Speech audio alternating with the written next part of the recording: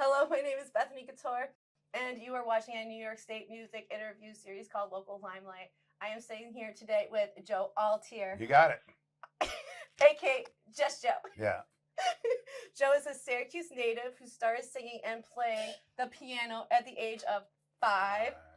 And in 2001, his passion for music transmuted into singing in the band Brand New Sin, where he toured the world with music legends MOTORHEAD, Corrosion of Conformity, Black Label Society, Typo Negative, and Shadows Fall.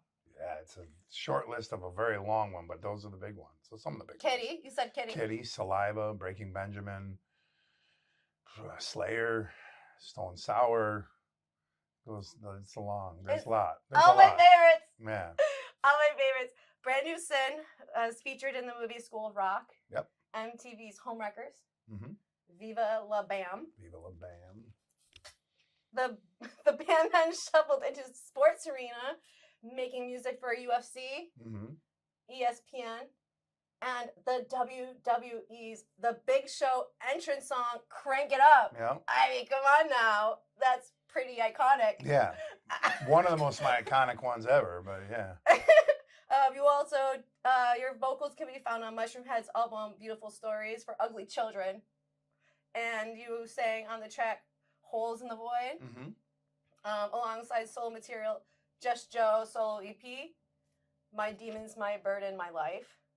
All of those ones Joe. that you see, if we're looking at that, all those records, there's all kinds of them up there, so they're everywhere. So the story goes. And today, Joe has a very busy solo career, and you can easily find him on social media doing his own renditions of your favorite hits and gigging around throughout the state, and you do private lessons. And to aspiring new artists. I love that. Yeah, try. It's it's a weird world, and I don't have all the answers for them, but I'm gonna have them at least. I'm gonna give you some tools that's gonna help you maybe navigate this crazy business, because before, if we don't jump too far ahead, I started in this business where I had to hand out CDs after a show to get people to come to my show, post flyers on telephone poles. Now to social media where everything's on there, so it's like I've had to adapt a million times, or I would have died. Figuratively. No, I do get it. Yeah. It's if you don't evolve, you will dissolve. Yeah. That has literally been my mantra my entire life. If you don't evolve, you will dissolve. And I get it, because I respect that wholeheartedly. So let's dive into these questions. Absolutely. All right. So, Joe, what were you doing before you became a professional musician? The last day job I had, if you want to ask that, I was a bank teller. Bank teller. What about... I was a bank teller for a couple of years. I was actually a bank teller when I signed my first record deal, and that was the last day job I had. But prior to that, I went to college in the early 90s at St. John Fisher in Rochester and got a degree in history and minor in education. I was going to teach social studies, but I went different paths. So those years in the 90s all the way up to when I signed Brand New Sin, I worked about every job under the sun. I landscaped, I painted houses, I did whatever I had to do. I detailed cars, bar backed, I bartended. I kind of floated around my life for my 20s until I was like, what's going to make me happy? Because I just went and spent all this money on college, and I'm not using any of it other than I'm really good at trivia. If you want to, I'm good. I have a history and degree, and you want me on your trivia team. But I'm like, what am I going to do? And then I jumped into music. Whether that was the smartest choice, I don't know. It remains to be seen. I think it was. Well, listen, soulfully, best decision I ever made. I know this is why I'm here. But practical and financially, on paper, it's a fucking disaster. It's a disaster. Ask any musician, even the ones that got platinum records on their wall, and they're going to tell you, man, financially, this is a fucking very horrible decision to make. Well, it's rigged. Yeah. It's rigged against the artists. Yeah, always has been. And if anyone thinks it is now more than ever, is no, it's been rigged since day one. Day one, the music industry was founded by the mob, okay? All right. So if that tells you anything, nothing's changed. Like the Who says, meet the new boss, same as the old boss. Oh, that's a good quote. So what was the moment that inspired you to pivot from being to pivoting from where you were to being a professional musician? It was like kind of a couple of years of me trying to figure out. I wanted to be in music, and I moved to Baltimore with my ex-wife. We moved down there just because we had some friends down there, and there was a recording school down there. I'm like, all right, I don't really know what I want to do in music. Maybe I'll go to recording school and learn how to do recording, live sound. Maybe that'll be my way into the business. I didn't know if I had the talent to like become a full-time musician. I didn't have the confidence yet. Because for so many years growing up, it was always sports. Sports was at the forefront. Football was at the forefront. And everyone's like, well, you don't want to be a starving artist. You don't want to be a starving artist. You don't want to do this. You're too smart. You know, I had people tell me you're just too smart to do that. You use your brain for something else other than music. So when I was in recording school and sitting at home at nights playing my piano, I'm like, no, I'm fucking good. I'm really good at this. So the thing that really pivoted was the band that I joined, Brand New Sin, when we got signed, they were an existing band and they kicked out their old singer, and they were looking for a new singer. And I got a call from a friend knowing I was going to move home soon from Baltimore. And they're like, they're looking for a new singer. I'm like, yeah, but that style of singing isn't what I do. They're like, well, they're looking to do something else. They want to do something different. So I set up a tryout and I tried out for the band and I got the gig. And it was at that moment they said, well, we already got record label interest from all this, so let's go. So it was really a fast track. Like, wow. It was September of 2001. We demoed a few songs. We got signed in October of 2001. We recorded a record that winter, and by March of 2002, we were on the road with MOTORHEAD. So everything happened very fast. It was kismet. It was what? It was kismet. It was meant to be. Oh, okay. I've never heard that word before. It was like the world, like the universe smiled on you. Yeah, pretty much. For taking a leap of faith on yourself. Yeah, and I took that and then I've never looked back. And I didn't even know if I was ready for that. And I remember saying one time in an interview, someone's like, well, what did you do? I'm like, I didn't even know if I could swim in that pool. It's like the first time you like jump into the deep end. I don't know if I'm going to drown or if I'm going to swim. So I'm going to figure it out real quick. Yeah. So I just did that. And that's really been, it wasn't a mantra in life. It just kind of, I look back on it. It was absolutely a mantra. Like, just go for it. Like, yes. You got to take a leap of faith. And I did. Yes. You know? I lived off of the idea that you will never be ready. You will never be mentally ready. You have to do it and be ready by just taking it one step, one day, one moment at a time. Right. Well, some people say, well, you fake it till you make it, but that's not necessarily true either. I mean, that's a very generic way of saying, like, well, I'm just going to fake it till I make it. And it's like, no, you do have to have some kind of either talent or understanding of what you're doing when you jump into it.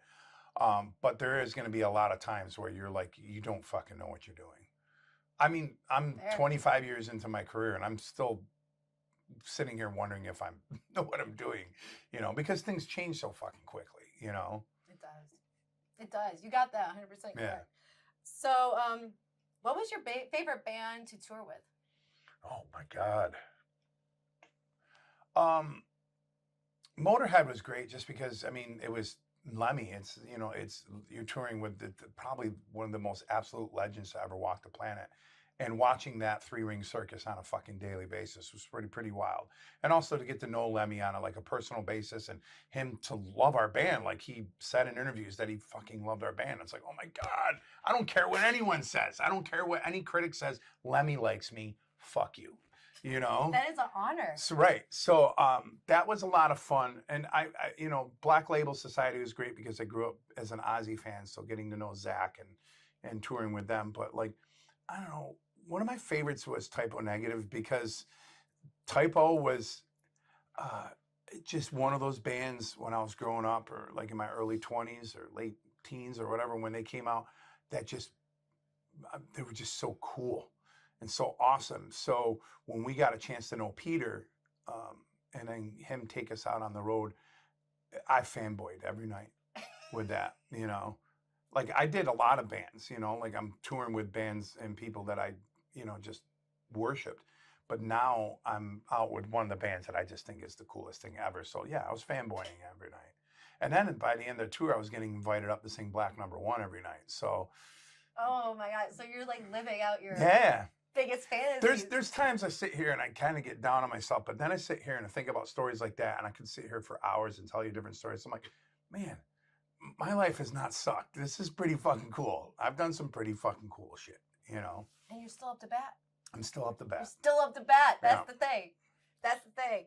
People forget that. Like they go, you know, it's all hills and valleys, right? And Yeah. when you're in that valley, they're like, oh, it's all over. But no, you're still up to bat. You just Yeah. gotta go back up to Well, swing. it's just gonna look different, Yes. you know. Yes. So how do you approach creating new original music? It's evolved over the years, you know, just as I become a better artist or more aware of my talent, or just you get better at certain things. And years ago, it was, you know, some people like, well, is it the melody first? Is it the lyrics first? Is it the music first? It's I'm like, it's all of those things. Each song is vastly different. Sometimes it's just a line in my head. Sometimes it's just a melody line. Sometimes it's like I'm sitting here on the piano and I come up with a chord progression. I'm like, oh, okay, that's kind of cool. And I kind of plant the seed. And there's times I go through explosions where 5 or 6 songs will come out of me in like a couple days or a week, and then the months will go by where nothing comes out. But I'm trying to get to a point now where it's like, don't wait for the muse to talk to you, because sometimes like I can't do this until the muse is speaking to me. And I get that, you know, you do have to, but you do have to have the balance of being in the in between, where you got to kind of like massage it a little bit and be like, you got to work it out as a muscle. Billy Joel used to write a song a day. He used to wake up and said, I'm not going to start my day until I do 1 song a day. And he did that for decades. And he's like, yeah, I wrote thousands of songs, and most of them and you probably heard just a small fraction of any of them. But he goes, that's how I got better. And I mean, let's not argue that Billy Joel, like, how many iconic songs has he written? And it's because he just fucking did it's repetition. Yep. And I'm just now at 52 years old learning it's, you know, I got to do that more about my repetition. So inspiration can come from anywhere. Sometimes it's a thought. Sometimes it's a life experience. Sometimes it's just an observation at a gig. Sometimes it's I saw something happening at the grocery store and it just got me thinking about something. I don't really watch the news anymore, so but you know, real life I try to draw from. But 90% of the time, whether it's something I draw from real life, it then comes back and reflects out of me, because most of the time when I'm writing, it's about something that I went through. You know, it's the easiest thing to connect to when you're like, I want to be as authentic and passionate about what I'm doing, and the only way to really do that is to have somewhere connected inside yourself. Absolutely. I think that answered the question. Yes, you did. Okay. Yes, you did. Absolutely. How do you manage creative blocks, though? Like I do with anything, I just muscle through it.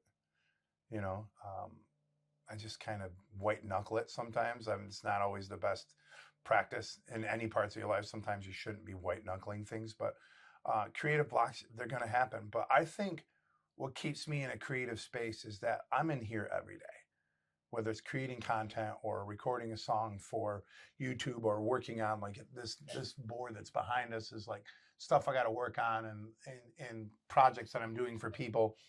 So whether it's something that I'm creating for myself or sometimes I'm helping someone bring their vision to life, it keeps me in a creative space always.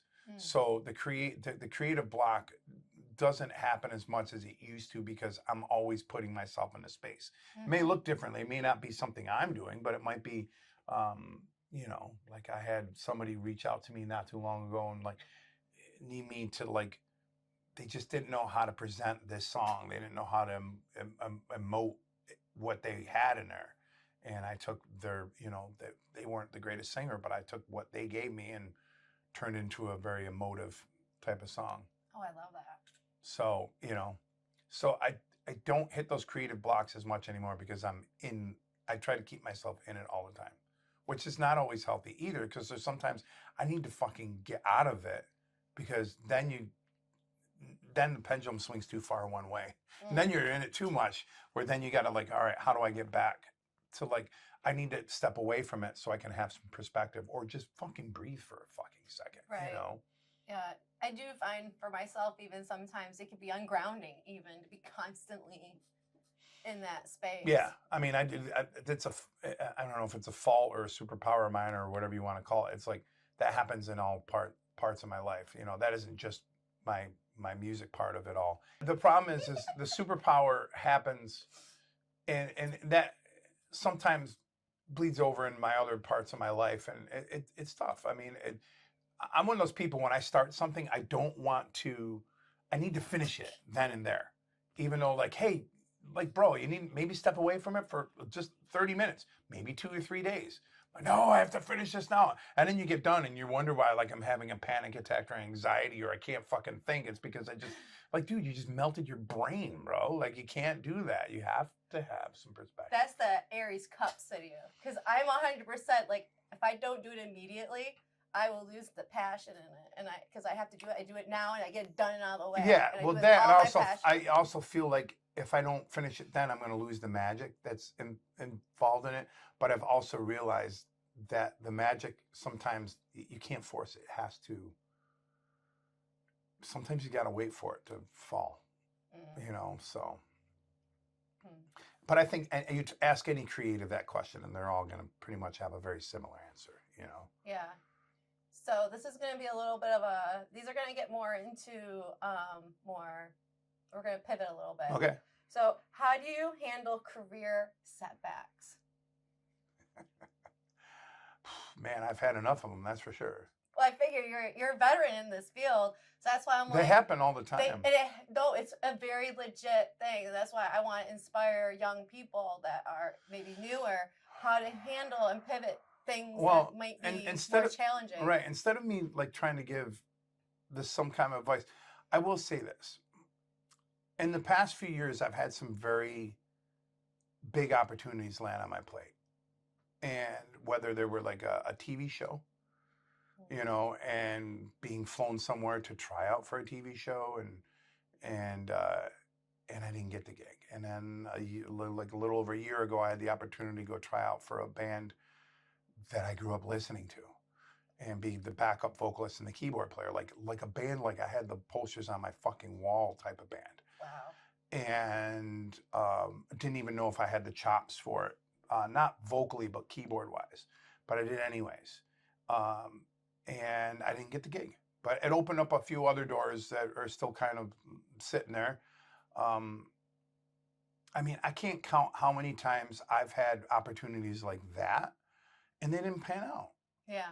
And some people are like, well, I'm just not good enough, or they would let that bring them down. Whereas me, it's like, no, this is part of the thing. Like, if you talk to enough industry veterans, they'll tell you out of the 20 gigs they tried out for, they got one.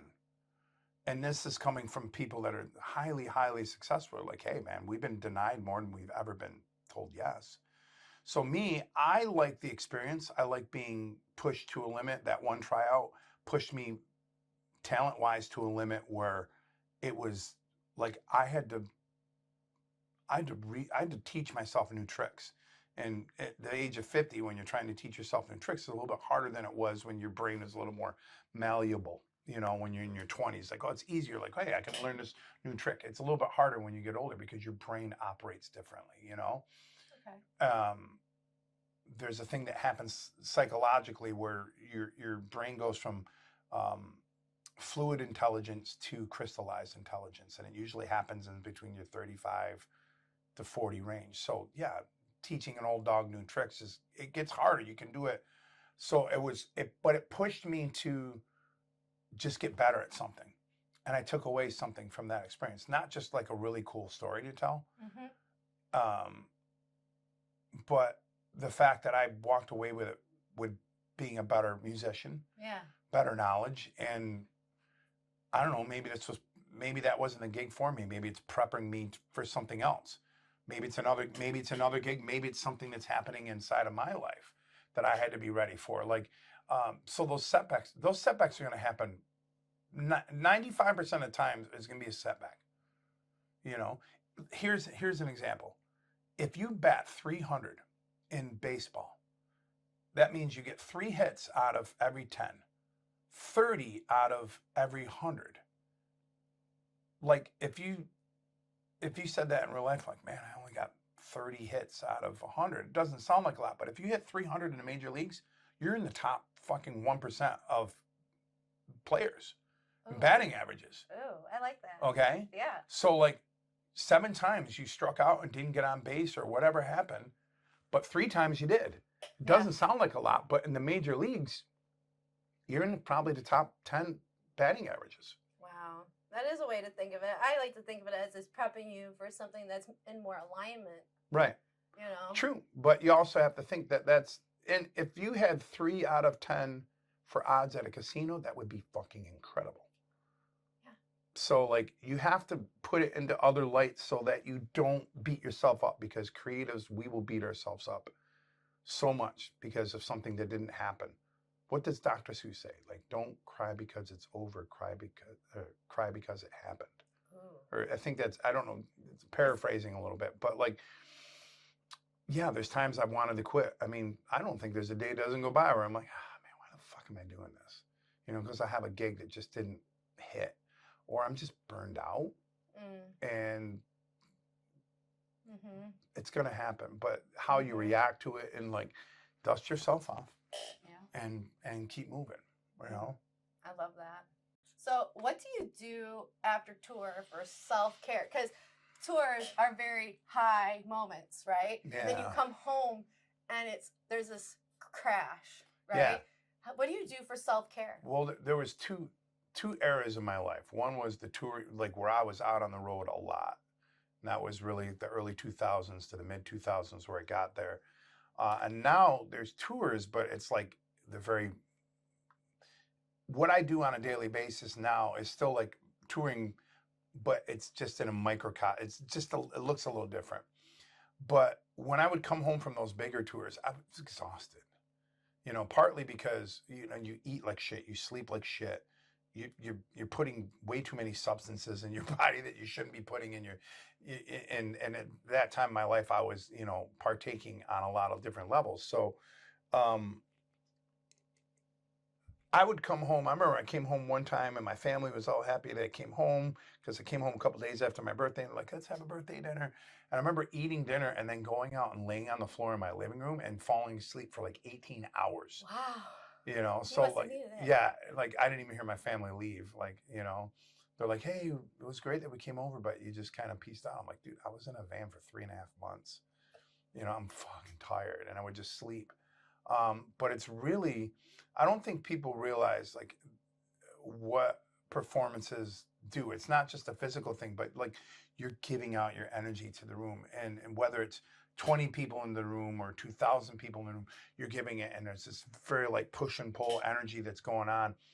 But you're the conduit. You're the one fucking steering that ship for the most part. Yeah, and then the crowd will steer it a little bit, but you're going to bring it back in. It's like a big ship. It's like the ship's going to list this way, but you're going to turn it back. You have the power to be able to do that. But I don't think people know what that does mentally and physically to a body. And I've had to learn the hard way over the years that like when you have these moments where you have to be on for extended periods of time, whether they're every day or every other day or 3 hours at a time, you have to somehow try to find a moment to, like, you know, if you're out on a spacewalk in space, you can't just get back into the shuttle. You have to spend some time in a decompression chamber, kind of like getting, because if you get back in a shuttle, your body you'll die, right? Yeah. I mean, it's a very extreme example, and vice versa. When you're going out into space, you have to spend time in this little space in between. So I've had to learn the hard way where I have to find that little space in between to adjust, because sometimes I've had to try to like go from performance mode into like immediately talking to someone or into another mode, and I wish it was a light switch. I think that's why I used drugs and alcohol for so many years, because it was easier for me to kind of be able to I would use that to kind of use that I would cheat. It was like a cheat code, not a healthy one, but a cheat code to kind of get me in between that decompression. But now that I don't have that anymore and I've gotten older, I've realized I gotta have those moments, because if you don't, you burn out real quick. You need those anchoring moments. Right. And I'm still learning. I'm still learning a lot, like even like yesterday, I got done with a gig and I just kind of drove home in silence. Like sometimes I'll listen to a podcast, sometimes I'll listen to music, sometimes I don't listen to anything, because I got to kind of let my brain kind of like push it back in. It's not easy. And every gig is going to be a little bit different. Some of them are more challenging. Some are more uplifting. Some of them are more draining. Some of them, like, man, you just can't get into the, like, I didn't find the groove. And then all of a sudden the fucking gig's over. And you're like, well, I didn't even find my groove. I spent 2.5 hours just trying to navigate some rough waters and I couldn't fucking get it. Yeah. And then you beat yourself up. So like, it's really trying to find that decompression chamber, Yeah. I find myself sitting in my car in silence or just listening to music. Is that isolation? Yeah. I find the isolation very, very much a necessity when I've been on. And right. then I have to like do normalcy again. Yeah, like you got to switch your brains. Like all of a sudden you're like, okay, I was doing this, but I just went from performing 3 hours. Now I got to have a conversation, load my gear. Now I got to drive, and it doesn't sound like much, but like your brain is like doing mental loops. That's why sometimes once I get into my car and I'm just like, whoa, it just fucking happened. It's, well, you're trying to go from fifth to first without hitting all the gears in between that you're supposed to hit. Can't just do that. No lube. No. So rude. No. So, how do you maintain a private life as a public figure? It's hard. That's hard. And it's harder now than it was when I started in this business, because in the business, when I first started, like, social media didn't really exist. MySpace didn't exist. Maybe MySpace did, like in the early parts, but like now it's very hard to have a private life. And I've had times where I'm one of those people. I'm an over-explainer and an oversharer. So like someone like I just meet, they're like, oh, how are you? And then I'm like, next thing I know, I'm telling them about childhood traumas, and I'm like, what the fuck, man? Why did you just go there all of a sudden? Like, why did you shut up? But I've gone too far sometimes, and I've had to pull back, and I do have to protect my private life at times, but at the same time, part of what connects, at least nowadays, and what makes people love a musician or connect with a musician is that they can find a little bit of humanity in them. Like when we grew up, our rock stars were up on this pedestal because we didn't know anything about them except what we read in like some magazine, Rolling Stone or National Enquirer, stuff like that. So there was there were mythical features, but that all got blown out of the water when Ozzy Osbourne did the show The Osbournes. Like that was the first time I think we all got we grew up thinking Ozzy, he bites heads off bats and he kills puppies and all these things that you heard about growing up, and then you just realize you're like, he's just a dad. His kids fucking yell at him, and he's fucking yelling at the dog as it shit on the couch, and he just wants to watch fucking Dukes of Hazzard or something like that. So you kind of got a glimpse behind the window, and that like swung the pendulum the other way to the point where people want that kind of connection with them, and you want to give a little bit of yourself away. So you have that connection, because then people connect with the music a little bit more. It makes the fan experience a little bit different, because the fan experience now in 2026 is vastly different than it was in 1985 or 1965. And it's kind of part of the game, so you got to kind of play it.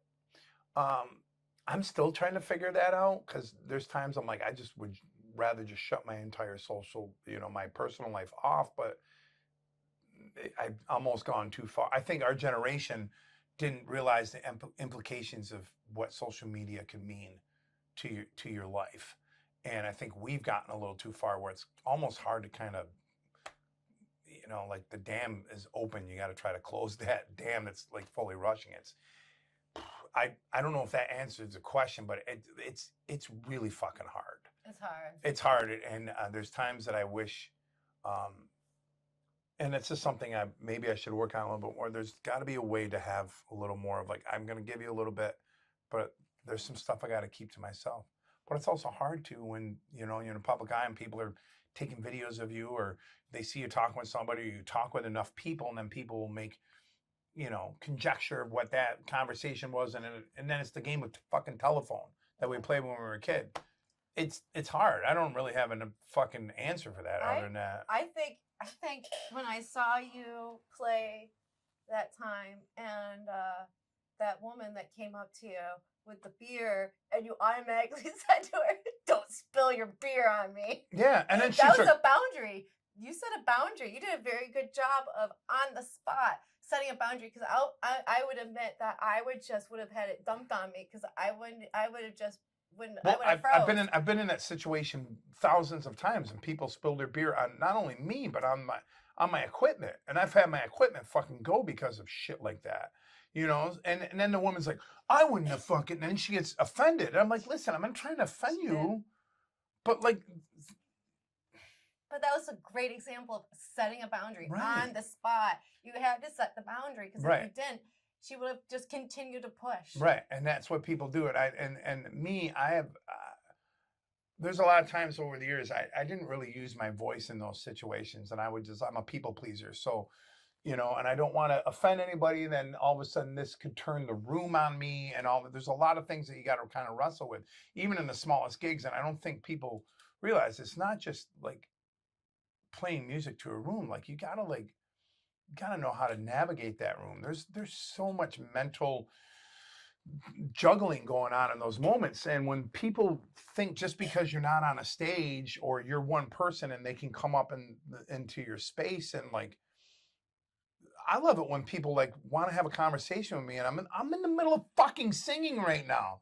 I had a woman do that yesterday. I'm playing something. She's like, "Hey, when you gonna be at the blah blah blah next?" And I'm like, just 50 people in this room. I was literally in a room where the piano was in the middle of the room and everyone was around me. Right? You're a fishbowl. I was a fishbowl at this winery yesterday, and this woman's like trying to talk to me, and I'm trying to entertain the room, and then she's asking me when I want to be like.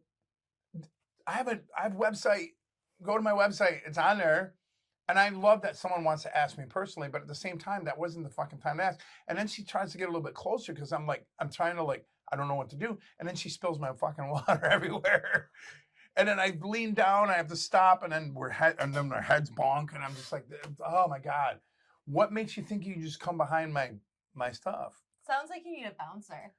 I've often, when I used to play at a bar up on Tip Hill, I used to play at Coleman's. I used to block myself in with tables. And they're like, "What are you doing?" I'm like, "I'm fine. This is my boundary, man. Because have you ever played here?" And they're like, "Yeah." I'm like, "Yeah, that people don't give a fuck about your shit." Or the simple fact, like, I want to interact with the crowd, but like, come on, man. And it's gotten worse over the years. I think the boundaries have. Society's changed, social media's changed a lot of stuff, and it kind of goes back to that question before. It's like, I don't really, people don't give a shit about your space. Mm-hmm. And I don't mean that to be like, don't ever come near me, don't do that, but like, you gotta have some fucking respect. Just have some respect. And like, none of my songs last more than 3 minutes. Like, just wait. And don't stand there glaring at me either, but like, do make it like kind of known that you do want to, and I will stop when the song's over, and we can talk about what you want to talk about. And I noticed you don't really take breaks. You just do the whole set, which is so strange. I've never seen an artist do like 3 hours. 4 hours, Yeah. no breaks, no nothing. They just do the whole thing. And then they entertain everybody. They pack up their stuff and then they leave. Right.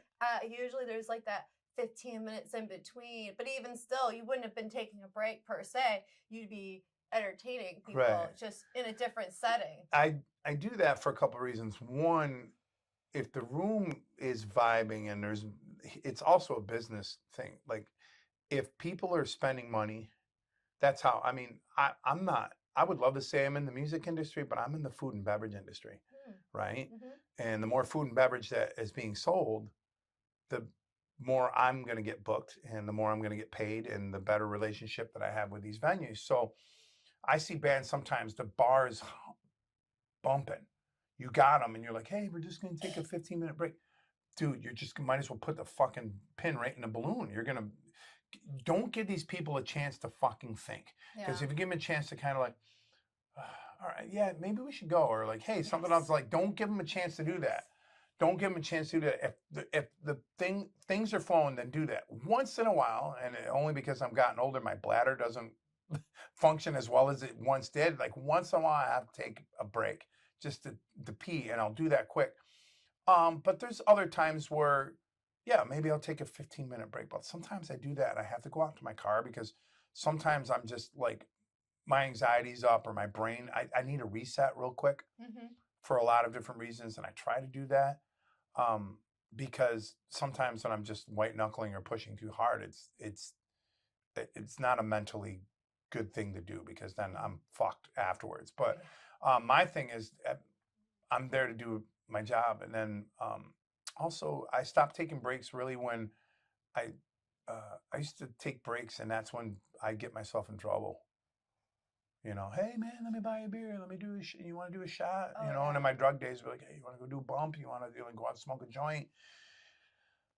And that's when things would kind of go off the rails. And then my energy changes when I get back behind the piano. It might be better, might be bad. I don't know. Maybe I think I might be performing. So it's like, this is my job. Yeah, and this is my job. Yeah. And then when I'm done, once in a while I'll stay and hang out. Depends on the venue. Sometimes I'll stay and have dinner. Sometimes I'll stay and shoot the shit. But a lot of times I want to get the fuck out of there. And it's no offense to the people that came and saw me. It's no offense to the place that I'm at. I'm done. You're spent. I'm spent. You're spent. And especially when I'm doing 3 hours. Like I'm done. I'm done. I want my car. I want my bubble. I want to come home. Or I want to go to where I'm going next. Just I want to get away from here. Again, it's nothing against that. But like, and a lot of times I'll just get my dinner to go. And sometimes I'll eat it while I drive, or sometimes I'll just go down the road and pull over and eat it in silence. Because I don't have the mental bandwidth to sit. And then next thing you know, I'm in a conversation with somebody. And God, I hope this doesn't sound bad. Like, I just don't have the bandwidth at that moment after what I just did. Yeah.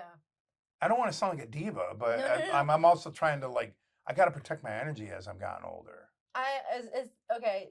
So I totally get it, because I would depict that as being an introverted extrovert. Because for me, I find that as much as I need my alone time to recalibrate and decompress, so then I can be on when I'm around people. Yes.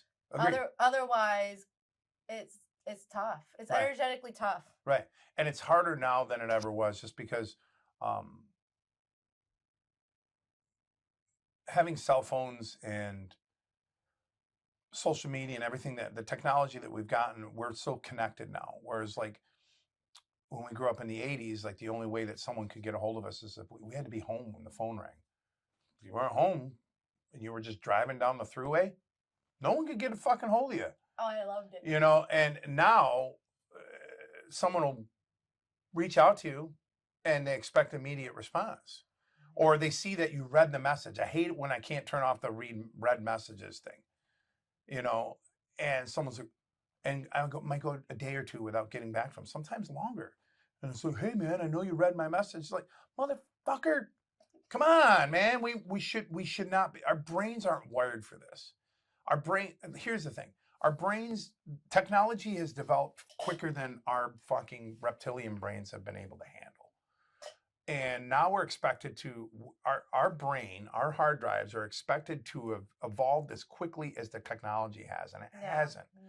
And now the demands of what people want on you is it's too much. And I think some of us have to every once in a while step back and be like, listen, unless you're like my mother or my girlfriend or, my daughter, like, sorry, you can't get 24/7 access to me. I find it affects my nervous system. Yes. Like it'll affect my nervous system when I get messages, and I'll look at it and I'll just freeze, and I'll be like, Yeah. I don't want to answer Yeah. anything.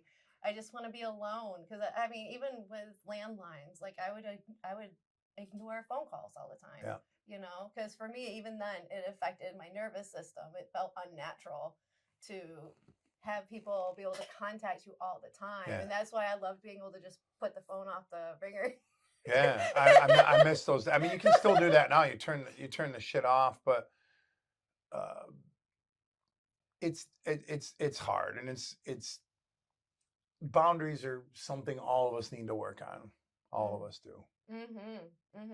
So, what is a message you would like to give new artists who are trying to make it in the music industry? Wow, where do I even start? Don't be afraid to suck. I love that. Don't be afraid to suck. You're gonna suck. You're gonna suck a lot. You're gonna suck for a long time. You're gonna really not be good at what you do. You know, like a lot of shit is gonna happen, and it's not gonna be great. Again, this is social media skewed. This is to the point where you just think, well, I just need that one video, and then I go viral, and then everything will be better. And then I'm ready. And then I'm off to the big time. It's like, well, we've seen that. We've seen people go viral. They're not ready for it, right? Oh. Because they don't have the years of experience. And then all of a sudden they're thrust from this viral moment where all of a sudden they get 100 million views. And then, oh my God, you can sell out a club. You can go out there like, but have you ever toured? Have you ever performed on stage for long as this? How do you do with there's so many factors that go along with that. And that virility doesn't mean that you're going to be good at it. Or maybe you're really good at performing here in the studio, but then you put that person on a stage and they freeze and they can't perform the same. You know, like you're going to have to suck. Anything that's worth something in this life takes fucking time. And I know we keep coming back to this, but technology and social media has made it so where you feel like you can skip all those steps. You can't skip those steps.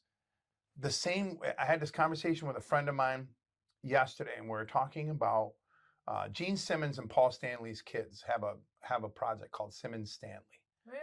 Right. And it's really fucking good, right? But it's been a slow go with them. Both of them had their own bands over the years. They've been doing stuff on social media for a couple of years and doing singing.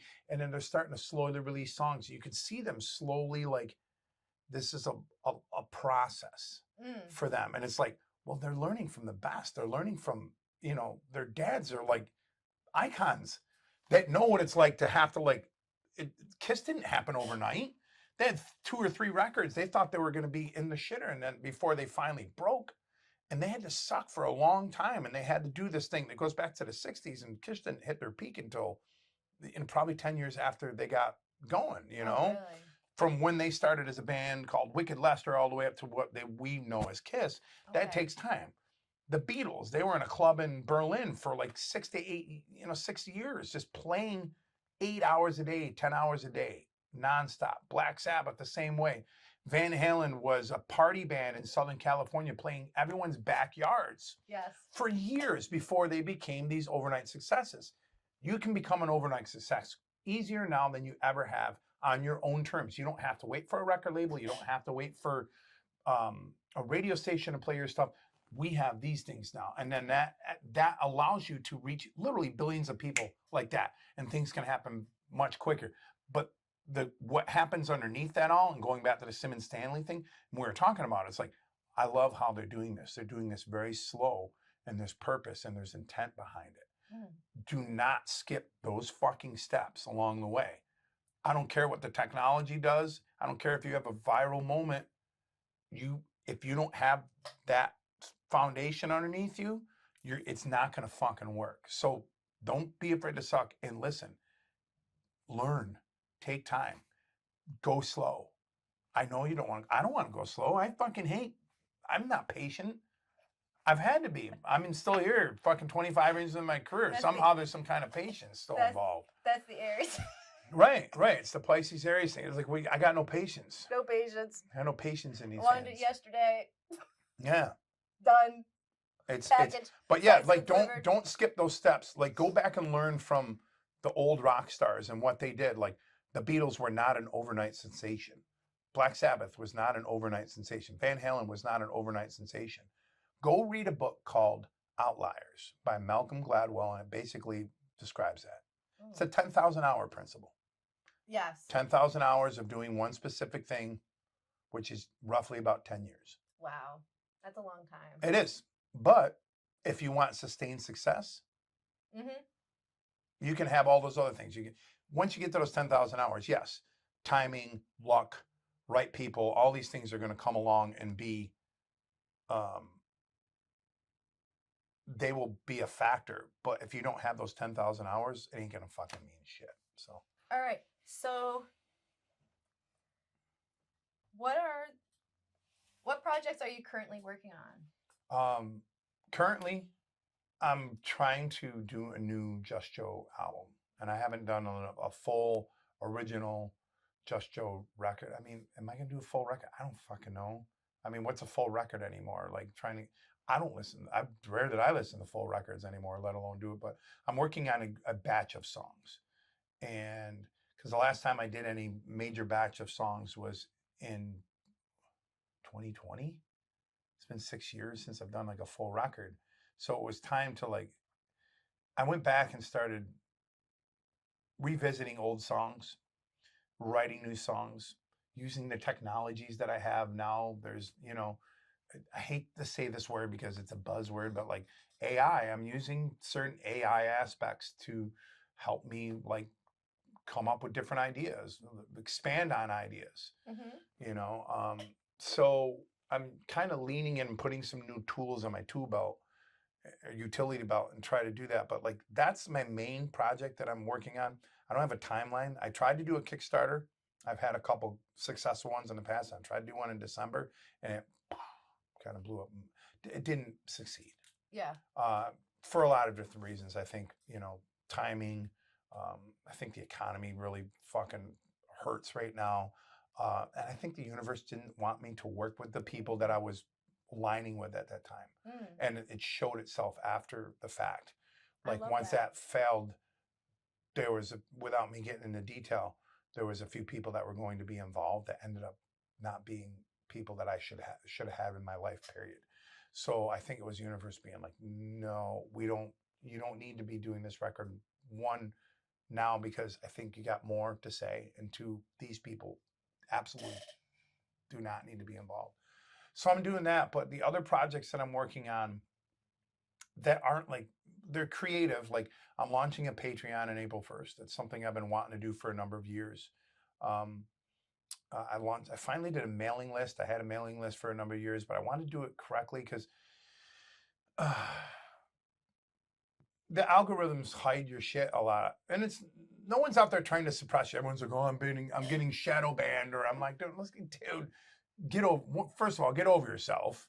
Second of all, this is just how it works. You may have, I got 275,000 people that follow me on TikTok. Doesn't mean I'm going to reach all of them, or the 20,000 that I have on my Instagram, or let's just say big numbers on there. I'm only going to reach a small portion of those people. So you have to get to a point where, how do I refine it? And let's bring people in, because now the one thing the internet has done, the direct from artist to fan, or even business to consumer, is vastly different than it was many years ago. And I have the ability to sit here, record a song right now, mix, master it, and immediately deliver it. It may not get up on Spotify right away, but I can put it up on my Patreon. I can put it up on Bandcamp. I can put it up on my website. Someone immediately, after 2 hours of me doing something, could immediately get to that. That could never happen back in the day. So now I'm trying to basically funnel all this in, because I can't remember who it was. I heard Ice-T talk about it, but he wasn't the one that talked about it. It's it's the 1,000 fan principle. That's all you need. You need 1,000 fans. 1,000 fans. But if you start adding that up, okay, let's say you release 5 T-shirts that year at $40 a T-shirt. Each T-shirt, 1,000 people buy. 40,000 people. That's $40,000 per T-shirt that you make. Yeah. 5 times, that's $200,000 in T-shirt sales. Wow. CDs, yeah. 15. Start adding that up. Next thing you know, you can make, you could probably, if you did it correctly, and these fans are literally going to buy everything that you do, yeah, 1,000 people can make you $1 million fucking dollars. Wow. That's one way to look at it. And it's only 1,000 fans. Yeah. Like you may not even be able to go to New York City and play for 2 people. Maybe you only have 2 fans in New York City. 1,000 fans across the world that's not even a drop in the bucket, right? But that's all you really need. And with now lean into the fact that like I have so many people like, man, I really love for you to come to Tulsa, Oklahoma. I would love to see you come to Chicago. It's like, I'd love to. First of all, it costs way too much money. And how many people can be there?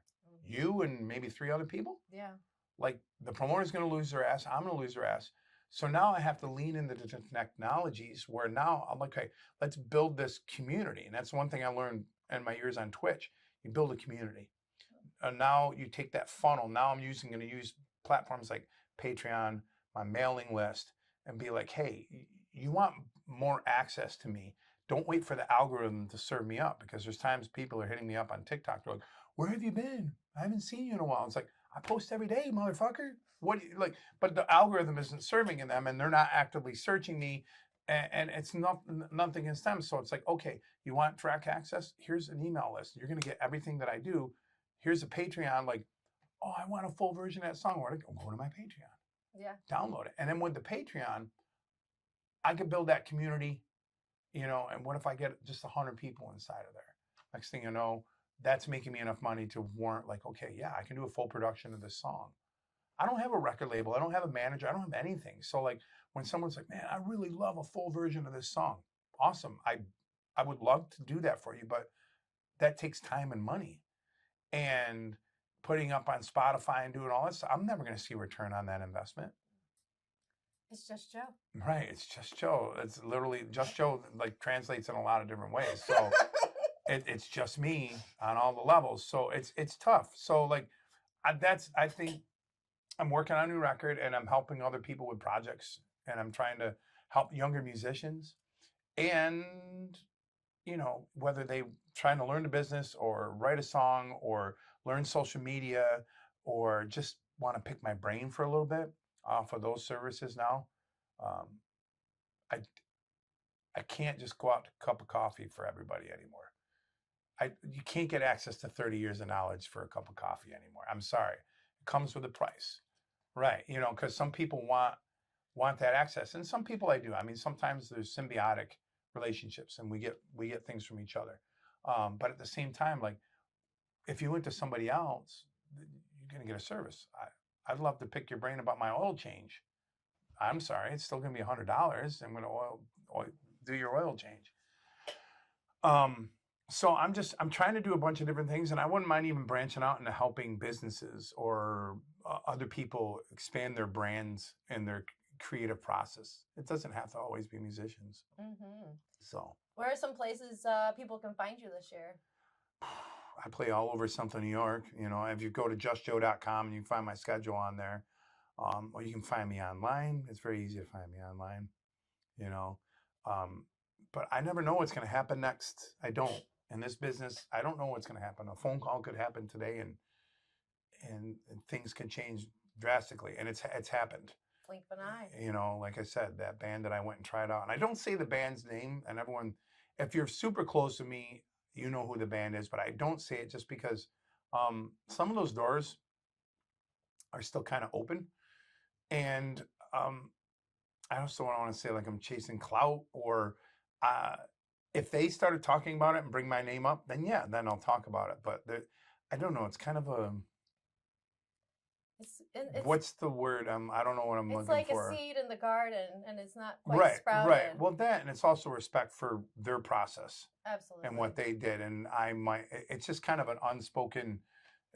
Some musicians would call it the code of the road, and like, hey, what happens on the road stays on the road. It's like, okay, I get that, but we're not talking about like, oh yeah, you banged 10 chicks in Chicago and you don't want your wife to know about it. That's sometimes what they say the code of the road is, or there's those things. But there's also certain things in the business that you don't divulge. You can talk about it in layman's terms or very broad, but again, those seeds that were planted that day, that could change. I don't know. We could have a different conversation here from now. Well, currently I notice you're playing every day at the New York State Fair. Yeah, I play every day at the fair. That's pretty exciting. It's my favorite time of the year. It is a very unique space. Yeah. I love it. It's draining. it was different when I used to drink, but once I became sober and I realized how much energy I was like, holy shit, you know, you're putting yourself around a lot of people, but it's still a lot of fun. Something magical about the fair. I think that's the little kid in me still wanting to be at the fair every day, you know, and just being around and seeing the music and being involved with the people that are there and just like, and I want to people watch. Yeah. So thank you very much, Joe, You're welcome. for meeting with me today. I truly find your story awe-inspiring.